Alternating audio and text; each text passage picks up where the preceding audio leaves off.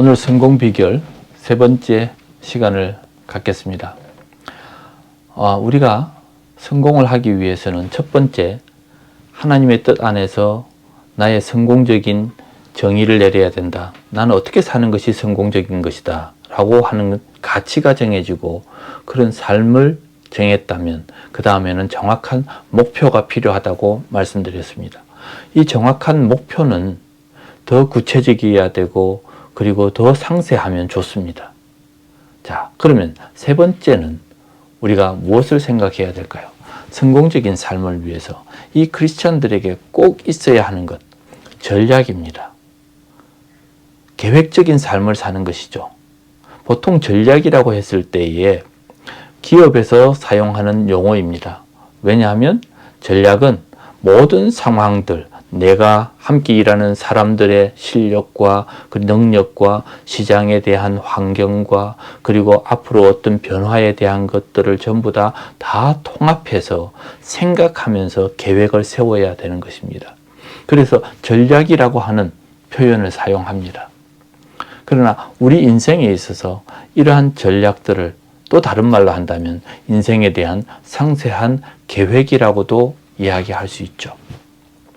그래서 이러한 전략이 우리 인생에 아주 중요한 성공의 비결이 될 수 있습니다. 꿈은 누구나 가질 수 있습니다. 그리고 그 목표를 가지고 있는데 그 목표를 이룰 수 있는 아주 섬세한 단계적인 상황들을 그려내고 그래서 그 구체적인 계획들을 세운다면 그 삶이 성공적인 삶이 될 수 있습니다.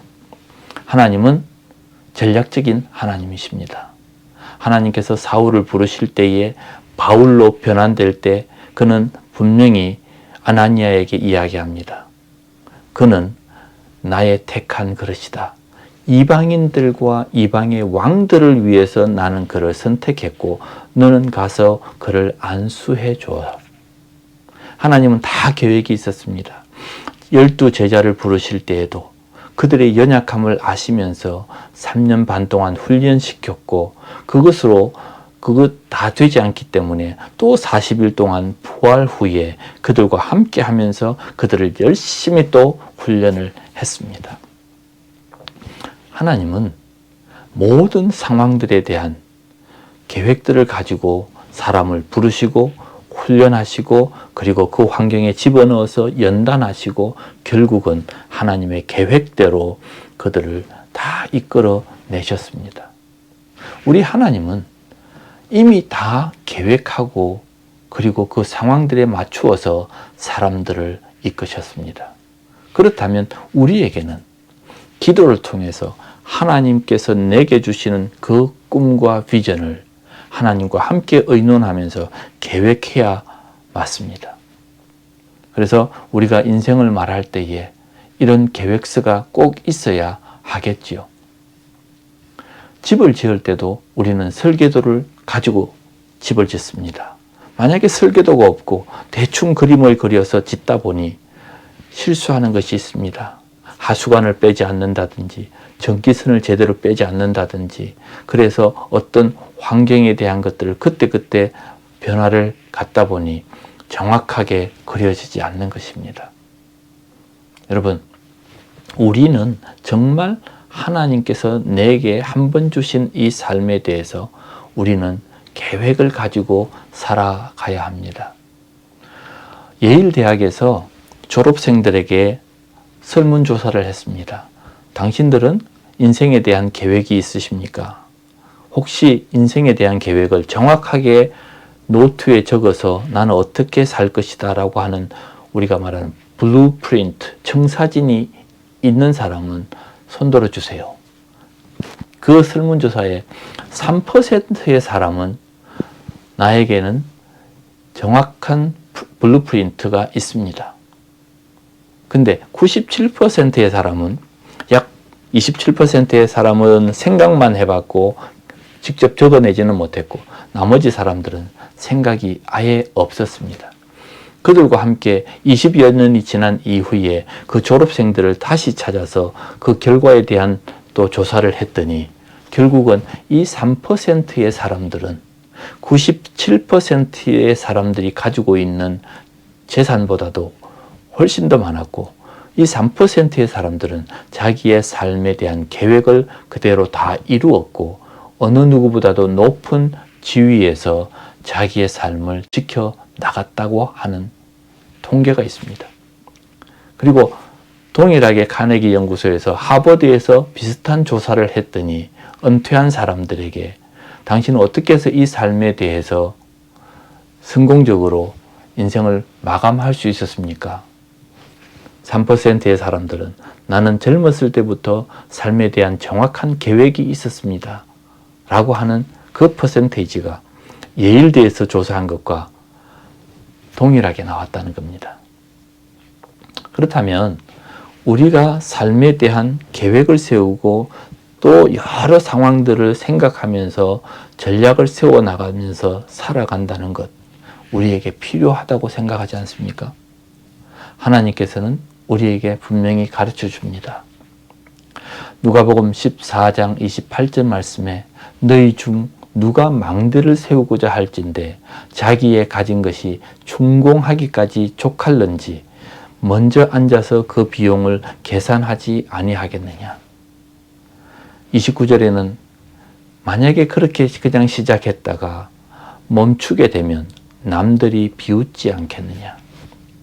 내가 가지고 있는 재산과 내가 하려고 하는 그 일이 어떻게 잘 이루어질 수 있을지에 대한 계산을 하라는 것입니다.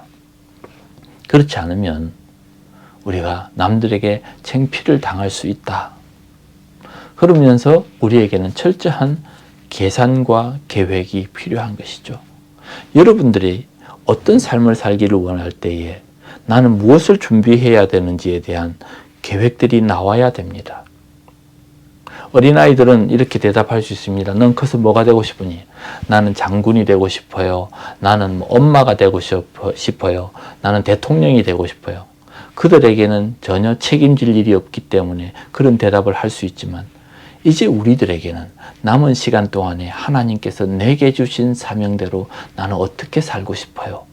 그랬을 때 나는 시간과 물질과 나의 가지고 있던 체력들을 어떻게 안배해서 하나님이 주신 꿈을 이제 이루겠습니다 라고 하는 계획이 나와야 합니다. 하나님은 우리들에게 늘 부탁합니다. 우리가 실수할 수 있고 우리가 부족할 수 있기 때문에 기도하라고 하고 준비하라고 이야기하십니다. 이런 것이 다 계획입니다. 준비에 대한 그리고 상황에 대한 대처가 필요하죠. 혹시 여러분들의 자녀들에게 그냥 공부를 열심히 시켰을 때 그 자녀들이 어떤 사람이 되기를 원하시면서 어떤 계획으로 그 공부를 시키십니까? 부모로서 그런 계획이 있으십니까? 아니면 열심히 공부하다 보면 어떤 사람이 될 것이라고 하는 막연한 생각을 가지고 있습니까?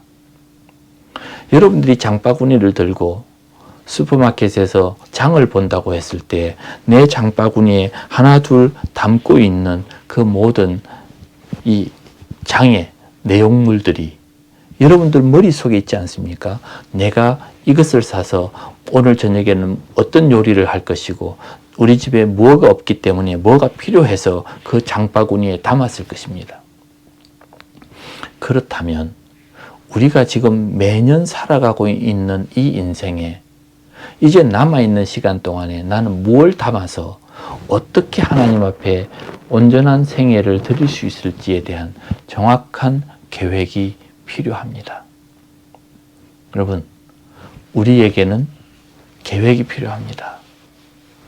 남은 시간 동안에 내가 가지고 있는 이 자원들을 어떻게 하나님 앞에 잘 들여서 내 인생이 하나님 보시기에도 아름답고 나도 성공적인 삶을 살았다라고 이야기할 수 있을지.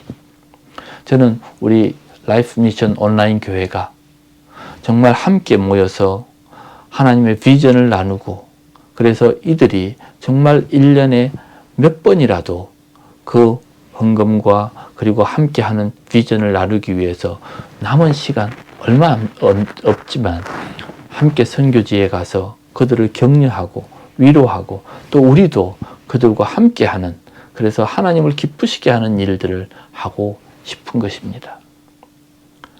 더 이상 세상의 꿈에 함몰되지 말고 이제는 하나님의 꿈으로 태어나는, 그래서 아름답게 인생을 잘 마무리할 수 있는 그런 계획들을 세우시기 바랍니다.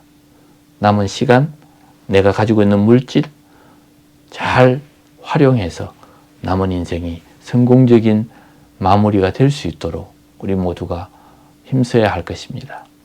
오늘도 이 말씀으로 고민하고 또 구체적인 계획과 그리고 기도를 하는 또 하루가 되시기를 바라겠습니다. 기도하겠습니다. 하나님 감사합니다. 오늘도 우리에게 주시는 말씀대로 정말 내가 가지고 있는 자원이 얼마인데, 내가 가지고 있는 시간이 얼마나 남았는데 이 시간들을 통해서 하나님께 영광이 되는 인생을 잘 마무리할 수 있도록 하나님 계획하게 해 주시옵소서. 더 이상 뒤로 미루지 않고 하나님을 향해서 나아갈 수 있는 우리의 삶이 되도록 축복해 주시옵소서. 오늘도 하나님 모두가 성공적인 삶을 살아내는 하루가 되기를 간절히 소망하며 예수님의 이름으로 기도합니다. 아멘.